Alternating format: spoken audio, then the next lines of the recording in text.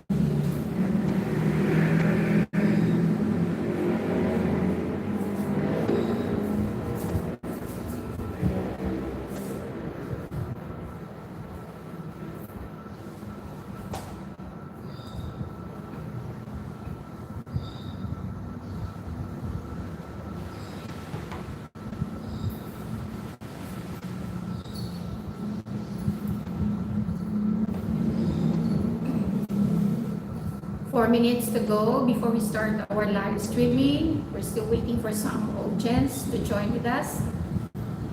4 minutes to go.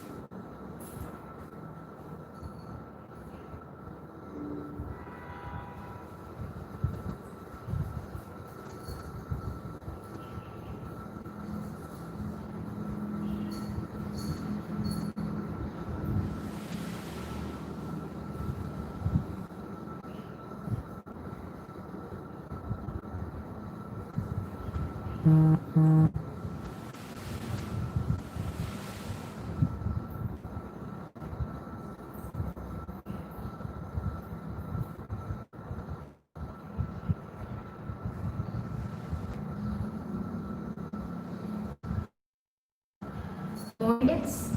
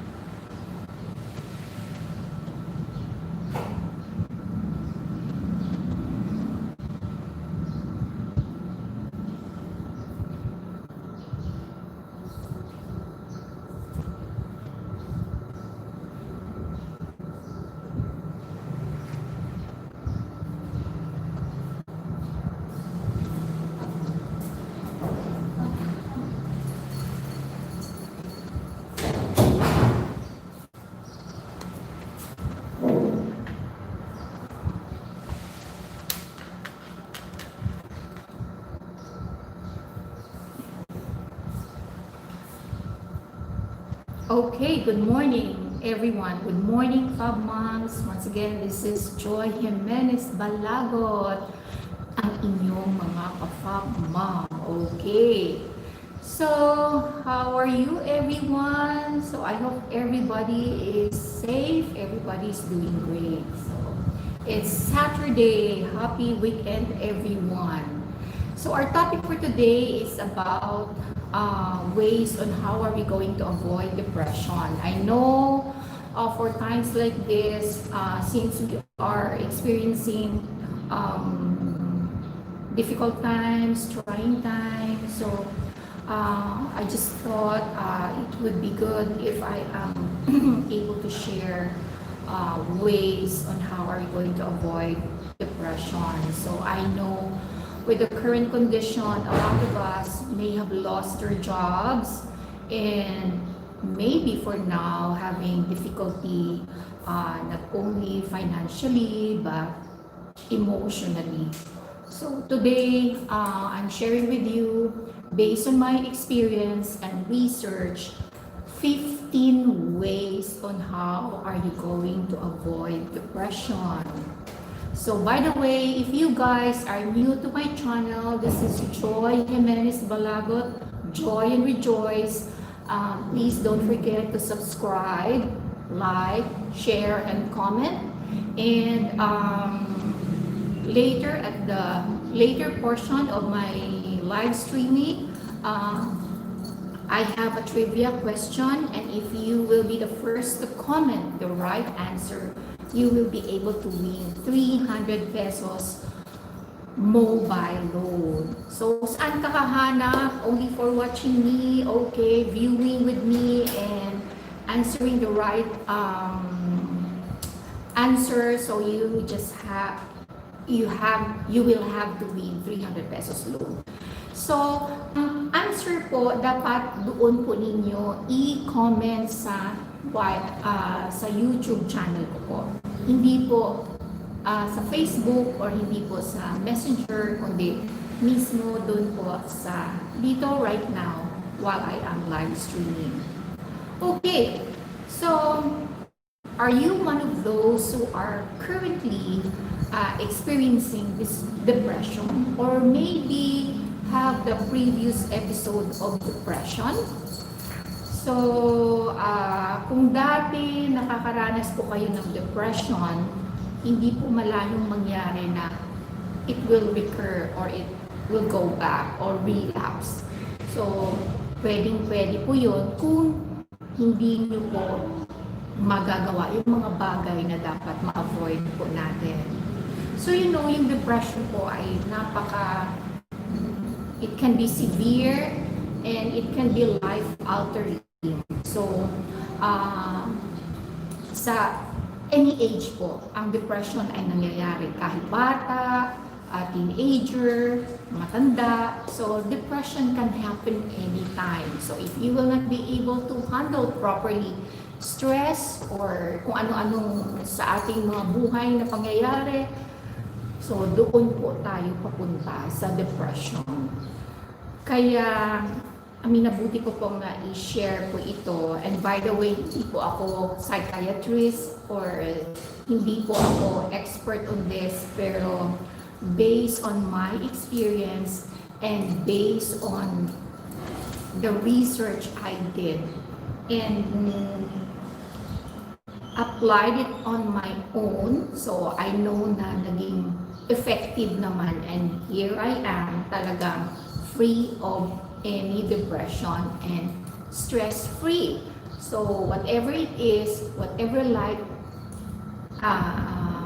brought us, so talagang wala lang. So wala tayong magagawa. So we just have to live with it and stay happy always, stay focused. Yun. So alam niyo po ba na ang depression ay nakalink po ito sa stress and anxiety? Research, studies, and according to experts, they have evidence that depression has a linkage with anxiety and stress. Kaya kung meron kayong chronic stress, ay you have the higher risk to also experience depression. So ang depression talaga, it has a very big impact on our lives, sa quality of our life, and then sa happiness natin. Kaya talagang there's a lot of people experiencing this even before the COVID. Talagang, and up to now, napakarami talaga. Kaya I think it's a perfect time for now for me to share this with you. So in some cases, it's possible talaga to prevent depression. So yung mga severe cases, okay, medyo mahirap. Pero bakit tayo maghihintay na magiging severe yung ating case, no? Kung pwede naman pala natin ma-avoid. And itong depression kasi, it affects how people think, feel, and act. And it can also impact our physical health and other aspects of a person's life. Kaya talagang napaka-importante. So many people na nakaka-experience ng depression, they are taking medication like antidepressants, tapos kung ano-ano pa. Sometimes it is being prescribed by their doctor, and sometimes yung iba naman kanila lang prescription, parang self-medication nila. If they feel like they are depressed, so they're taking some antidepressants, pero hindi naman pala, di ba? Or sometimes hindi naman naaangkop. So take ng medicine. So it is not really advisable na you do self-medication, kasi sometimes instead na your aim is to reduce or avoid depression, it gives higher risk kasi mali yung treatment or mali ang medication. Okay. So, ang depression, or people more likely to have depression if they have a family history of depression. Kumbaga ba, lahi-lahi. So, kung ang tatay mo, nanay mo, or mga kapatid mo, or yung mga auntie mo, or mga kanununuan mo have the history of depression, hindi po malayong mangyari po yan sa iyo kung if you are not able to avoid, di ba? Kaya ito po, stay tuned kasi po later I have 15 ways on how are you going to avoid that. So isa yun, so family history. And the next one, kung ikaw ay nakakaranas ng trauma, stress, or any life-changing. So kung ikaw po nakakaranas nun, it may lead you to a depression. So ito po yung mga dahilan, no? Mga causes of depression. Pangatlo, if you have a physical illness, kunyari, alam mo na sobrang may sakit ka na kunyari, say na lang na mayroon kang cancer. So talagang it is depressing din naman talaga knowing that you have this illness, tapos parang ang hirap mong magpagaling. So parang problemado ka. Kaya isa sa mga dahilan na nag-trigger sa atin to have depression.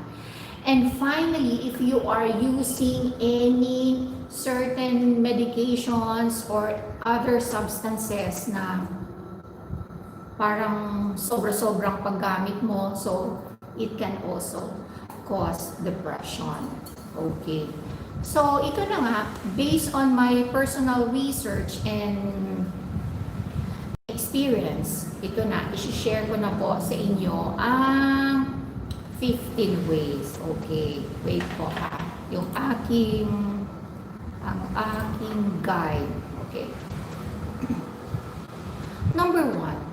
So by the way, guys, before I give it to you, this is Jimenez, Balagot, your Fabmom. Welcome to my channel and welcome to my live streaming. Thank you so much for staying with me and staying tuned with me. So Ito lang po, tuloy-tuloy lang po tayo. Tuloy-tuloy lang po tayo. So before that, um, here are 15 ways. And then later, I have a trivia question for you to have a chance to win 300 pesos loan. So just keep on watching. So stay with me until the end of this live streaming. And then you will have the chance to win. Napakasimple lang naman po ng tanong ko mamaya. Okay. So number one way is to avoid stress or to reduce stress. So just like what I mentioned a while ago, stress talaga is one of the factors that causes depression. Lalo na pag chronic stress ka na. So how are you going to avoid stress? No? Kasi some people, they are born with genetic factors that increase their risk, di ba?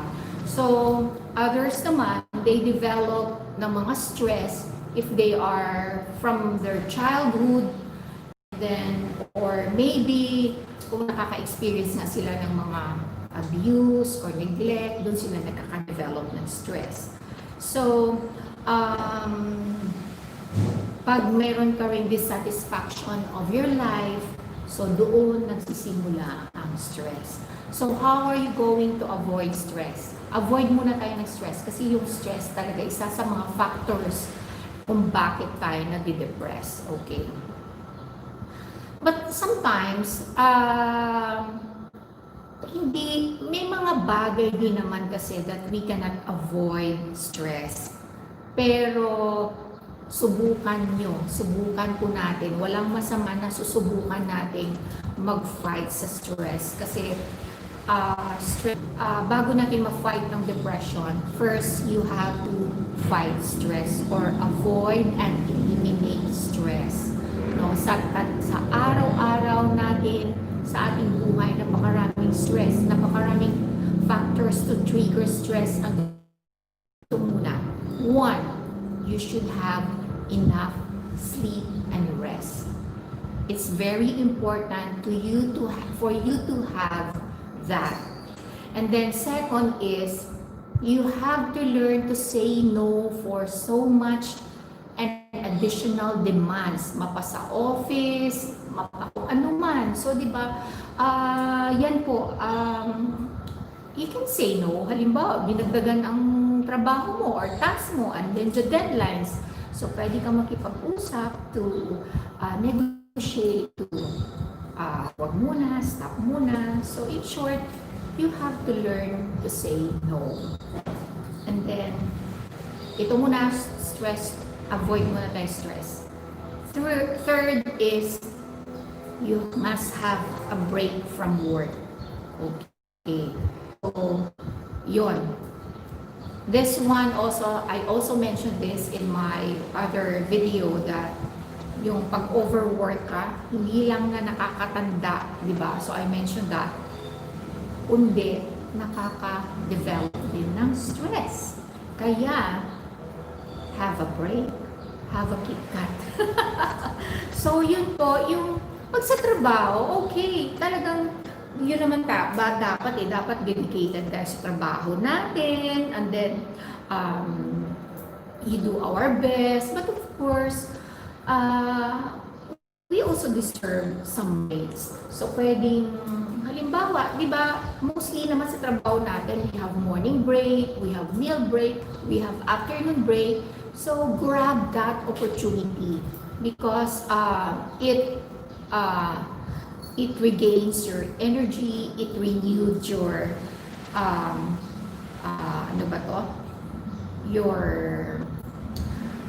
your engagement.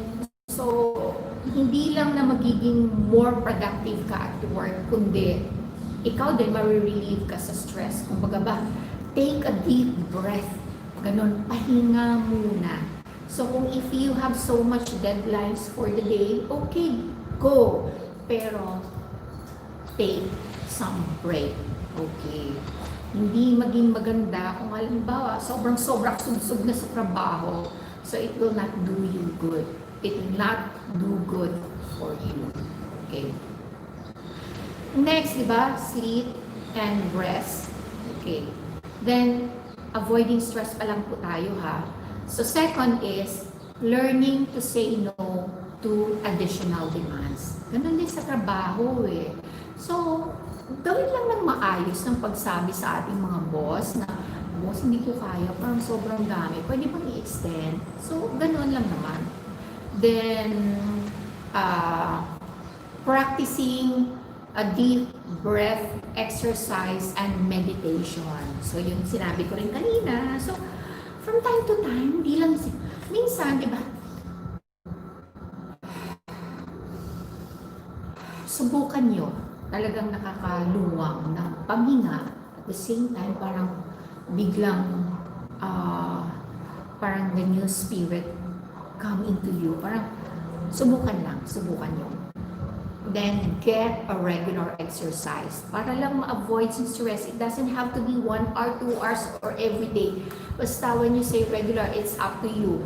Twice a week, 3 times a week, or every day. So, kayo ang bahala.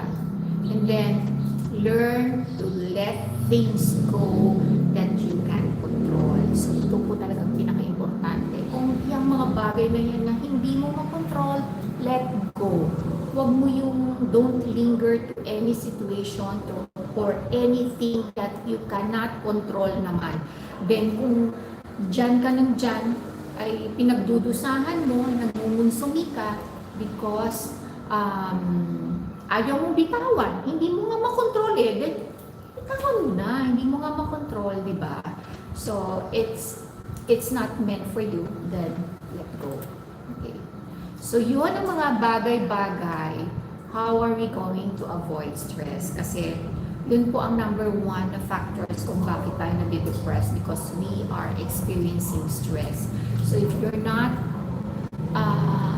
not know how to properly handle your stress, or how are you going to eliminate or just reduce the level of your stress, then ang tendency is you will have depression. So yun, 1 is avoid or reduce or even eliminate stress. Second is for you to avoid depression is to exercise regularly. When I say exercise regularly, hindi naman kinakailangan that you spend money for you to exercise. You can do it at home, di ba? I suggest sa mga YouTube, napakarami po talagang exercises, yoga, and everything from 5 minutes, 10 minutes, 15 minutes, 30 minutes, 1 hour, or bahala ko kung anong kaya mo. May different levels din of exercise. Yung halimbawa for beginners, for stress, yung gano'n. So, stress relieving exercise lang, napakarami. So, all you have to do is just to research in YouTube, then do it. Pwede sa umaga, pwede sa tanghali, pwede sa gabi. But, kung ikaw ay nakakaranas right now ng depression, it is understandable that it is very hard to start exercise. But you can do it little by little. Say for example, you start a 5 minutes walk a day. 5 minutes in the morning and 5 minutes in the afternoon. So kung talagang, kasi pag may depression ka talaga, it's really, for some people, it's very hard to start exercising. But for some naman, okay lang. So, kung okay lang sa inyo, fine, do the exercise every day. Pero kung if you are having this hard time starting to do your exercise, just like what I said a while ago, start for a 5 minutes walk in the morning and 5 minutes walk in the afternoon. And as time goes by, kung talagang medyo na ano ka na rin, na getting used to it, you increase the number of minutes and you add some more exercise like yoga, pwede rin, no? Ako talaga, I do yoga every day. So I make sure that every day I, I do that for at least 20 minutes. But of course, there are some times na namimiss ko naman talaga kasi if I have some tasks to do at work, at in the house, or kung may mga lakad. So, namimiss. It's ano naman, understandable naman that sometimes we miss. But make sure na gawin mo ulit. Don't stop there. Just continue doing it every day. Yun, basta if you have a hard time starting to do your exercise, magsimula muna sa walking lang. And then, as time goes by, dagdagan mo ng dagdagan. So, nakadalawa na po tayo. One is avoid stress. Second is exercise regularly. Okay. Okay, here is number 3. Number 3 is have a healthful diet. Okay. So, a healthful diet and a balanced diet ay napaka-importante and a very good way to avoid depression. Okay. So, when I say balanced and healthful diet, dapat,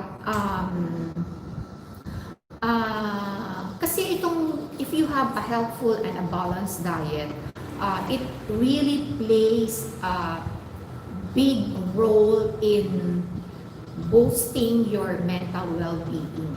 So, yun talaga, napakaganda. So, ang mga dietary interventions na talaga could play a major role on how are we going to avoid depression. So, based on the research and my own experience, so there are some suggested foods for you to intake to avoid depression. So, one is increase your intake of fruits, fresh fruits and vegetables. Okay. So, alam nyo kasi ang fruits and vegetables, meron siyang antioxidants na natural supplement para sa atin. So, instead of buying ng mga capsule na antioxidants, so, I suggest na mag-ano ka sa more on a natural way ng mga antioxidants. So, how are you going to do it? So, increase intake of fresh fruits and vegetables. Okay. Second is green tea. Aba. So, instead of taking sodas, di ba, why not take green tea? Yun. Marami sa atin, no, hindi tayo mahilig ng green tea or hot tea. So, pero it's very healthy. So, start if you are not taking green tea for now. So, why not try it? Napakarami naman ng mga affordable green tea in the supermarkets na talagang makatry ka. So, yan, sayang. Pangatlo ay mga soybean products. Yun, marami naman. So, nakaka-amaze na ang soybean products pala, it will help reduce or it will avoid depression. So, hindi naman kamahalan ito, di ba? Kaya, sige na, kung kayo po mga nanay, mga momsies, kung kayo po nagluluto sa inyong bahay, di ba? Kasi sinabi ko nga kanina, the depression can happen to any ages. So, walang pinipili ang depression. Mapabata, teenager, adult, and matanda, nandun ang depression. So, huwag po natin hintayin na malala ang situation ng ating mga anak or kamag-anak before we do something. So, we should, okay, extract my daughter. My daughter, Alexis, okay, show your face. She is actually the one helping me with the setup of my live streaming and all the videos I upload online in my YP channel. She is the one editing. Wow, she's very talented and creative. So, thank you, my daughter. So, she's going somewhere else. Downstairs. Okay, so let us resume. So, kanina sinabi ko, yung for a healthy and balanced diet, okay, fresh fruits and vegetables, green tea, soybean products. Next is healthful oils. So, katulad ng mga olive oils, tapos yung mga vegetable oils, yun lang ating gamitin, mommy, pag mga nagluluto po tayo. Kasi, di ba, huwag na natin pong hintayin na any member of the family will be experiencing this. So, dito pala sa pagluluto natin, ay makakatulong na tayo sa members of our family by choosing the right ingredients for our menu. So, yan. So, healthful oil. So, olive oil. Marami sa mga supermarket ko. Kasi ang olive oil, medyo may kamahalan na naman. Pero merong alternative. Like, for example, yung mga vegetable oil or coconut oil. So, something like na healthy na rin. So, piliin nyo na lang po. Next is whole grains. Yun, kain po tayo niyan. And the last one is fish. Okay. Aba, maswerte ang mga kababayan ko dyan sa buhi. No? Kasi sinabi, fish. Fish pala. So, ang buhi kasi, no, napakasarap ng tilapia. No? In fact, sa sarap nito, yung aking mga batchmates dito sa Manila ay they always ordered from me. And ang sarap mag-ihaw, magsinigang, and even magprito or yung lagyan mo ng gata. So yun, so ang tilapia, since fish nga ito, so napakaswerte ng mga buhinon kasi napakamura doon at saka everyday pwede kang bumili, magluto. So, yun po. I think 160 lang yata ang kilo ng tilapia. Sometimes, bumababa pa. Kaya napakaswerte ng mga buhinon. Ito, dapat ang mga buhinon because may tilapia kayo dyan, ay dapat walang depression sa ating bawat pamilya. Yun. So, huwag natin kalimutan, healthy diet po and balanced diet. Kaya, mag-iwas po daw tayo sa mga red meat or meat products. So, siguro paminsan-minsan lang, but not always. Tapos, mag-iwas din tayo sa mga pre-made baked goods. No? So, dapat tayo na lang po, yung freshly baked, pwede, healthy yun. Pero yung mga pre-made baked goods na binibili lang po natin sa supermarket, so that is not recommended. And then, sugary desserts and sodas. So, yun talaga, iwas po tayo doon sa mga matatamis na desserts at saka sa sodas. Kung tayo ay palainom ng mga soft drinks, dyan, bawas-bawas kasi po, yan pala ay nakaka-trigger ng depression. Okay. Okay, so nakatatlo na po tayo. One, as review lang po, one is avoid stress, eliminate or reduce. And then, second is have a good sleep and rest. Tama ba? O, hindi pala yata. Exercise regularly. And then third is healthful diet. Okay, so number 4 na po tayo. Number 4 is for you to maintain your healthy weight. Okay, so yun. Weight, yung timbang po natin. Okay. So yun pala, pag ikaw ay masyadong mataba o mabigat, ay ito pala ay nakaka-lead into depression. Why? What is that? Pause a while. Okay, do that. Okay. Yes, excuse me. Mayroong intermission. Okay. And I will fix my bangs too. Kasi kung hindi ko i-fix, ang lapad ng aking, ang tawag dyan, ng aking noo. Okay, so let us go back. Number 4, maintain healthy weight. Okay. So first of all, when we say healthy weight, meron kasi yan mga guide na kung ilang taon ka na, ano ang height mo. This is supposed to be your weight. Hindi ka dapat lumampas doon or dapat hindi ka rin masyadong bumaba doon. So that's what we call healthy weight. And you know what? Kung hindi ka mag-maintain ng healthy weight, no, ng tamang timbang, ibig sabihin, obese ka na or obesity, di ba? Ang obesity. And obesity talaga, it lowers your self-esteem.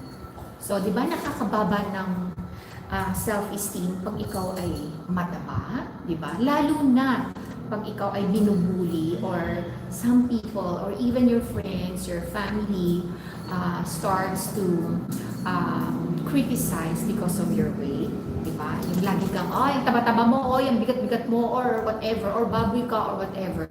So, nakakababa yun ng self-esteem. And ang pagbababa ng self-esteem, at kung lalo na lagi kang nakakarinig ng mga criticism dahil dyan sa obesity mo, ay magkakaroon ka ng depression. Diba? So, kaya-kaya naman natin ang pag-avoid ng obesity or yung pagbawas ng ating timbang. So, self-discipline lang talaga, right choice of food to eat, and then regular exercise. Diba? So, yun po. So, nakaapat po tayo. Okay, 5. 5 is you should have plenty of sleep. So for you to avoid depression, number 5 is you must have plenty of sleep. And when I say plenty of sleep, it's not only sleep, it's a high quality sleep. Okay. So how are you going to have a high quality sleep? Diba? Ito po. Kasi marami din po sa atin nakakaranas ng insomnia. And you know what? People, based on the study, a person who is suffering insomnia has a 10-fold risk to have a depression. So, paano maiwasan ang insomnia or paano maiwasan or magkakaroon ng high quality sleep? Ito po ang gagawin natin. Okay. Dapat daw ay ang oras mo sa pagtulog ay dapat meron kang specific time lagi na pag-apak ng 10 o'clock matutulog ka na. So, dapat gawin mong regular yon. So, wag yung today 10 o'clock, may bukas ay 12 o'clock, bukas ay 2 a.m. So, doon nasisira yung sleeping schedule. So, dapat daw ay each day, dapat same time ang going or yung sleeping time mo. Diba? So, I suggest even weekends. Kasi, normally tayo, no? Pag sinabi, weekend naman, wala naman akong pasok bukas, kaya pwede kong magpuyat. But no, dapat pala ay even weekend or every day dapat you must have specific time for you to sleep. Of course, may mga oras or may mga araw na we have to attend to something like special occasion or sa work or whatever. But then, I'm talking about kung sa araw-araw mong gawin, dapat ay meron kang specific time to go to sleep. So ako, ginagawa ko, talagang 11, sleep na. Talagang before 11 o'clock, okay, ayan yung mga mga time for me to relax. Yung manood ng movie,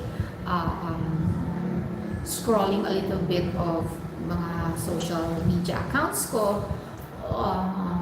Then after that, I set aside na talaga may gadgets para 11 o'clock sleep na. Yun. Then second, to get a high quality sleep is for you to set up your room na pag sleeping time na dapat dark, quiet, and a comfortable temperature. Kapag, di ba, kung sobrang init na naman, hindi ka makatulog, di ba? Kaya kung may aircon ka, ang ginagawa ko pag may aircon ay pag sobrang init lang talaga, kasi talagang nagtitipid din naman kami, palalapigin lang namin yan kwarto. And then, pag malamig na, before I go to sleep, patayin ko na yan yung aircon, then yun lang, ang electric fan na lang namin ang andar hanggang umaga na. Yun. So, in that case, napaka-komportable matulog, hindi tagaktak ang pawis, di ba? Especially sa age natin, mga momsies or yung mga ka-age ko na talagang nag-i-experience na rin ng ano ba yan tawag dyan pag you are on your menopausal stage, yung hot flashes, di ba? So, if you are experiencing that, so talagang morning hindi ka makakatulog, kaya yun. Pero kung may pambayad ka naman ng aircon mo, why not the whole night, di ba? The whole night, basta control ng ang temperature para hindi naman masyado mataas ang babayaran mo ng aircon. Okay, number 3. Before you go to sleep, avoid large meals, caffeine, tapos, and alcohol before sleeping. So, yun po. So, you have, kasi hindi ka masyado natutunawan. So, ang hirap mong matulog, parang disturb ka that night. Tapos, syempre, bago ka matulog, iinom ka ng kape or anything na contains caffeine, hindi ka talaga makakatulog. Kaya, ako, afternoon pa lang, hindi na ako nagpo-coffee para pagdating ng gabi, yun na. Siguro last time for me to take coffee, mga pinaka-late is 2 o'clock in the afternoon. Yung para hindi lang ako antokin while doing my job, especially working from home, nakakaantok din naman. But beyond that, ay hindi na. Kasi piniprepare ko niya naman ang sarili ko na para sa gabi, makakatulog ako ng mahimbing. Okay.